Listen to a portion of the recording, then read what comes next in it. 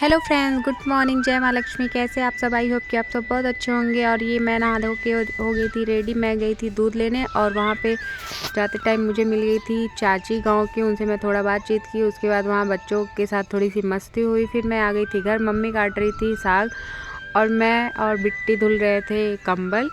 सर्दियाँ बीत गई हैं इसलिए कंबल धुल के रख रहे थे। और यहाँ पे बना रही थी मैं माइक्रोनी।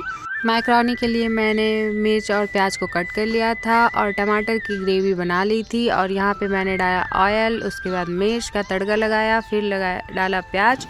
और उसके बाद प्याज पक जाने के बाद होममेड थोड़ी से मसाले डाल दिए और फिर मैंने डाला टमाटर और हल्का सा नमक। मैंने पका लिया टमाटर को अच्छे से। उसके बाद इसमें डाल दिया माइक्रोनी। फिर मैंने डाल दिया मैगी मसाला और यहाँ पे धनिया पत्ता डाल के इसको सर्व कर लिया। और बहुत ही अच्छी माइक्रोनी बन के रेडी हुई थी। आप लोग भी ज़रूर ट्राई करें। मिलते हैं नेक्स्ट वीडियो में। Bye bye guys.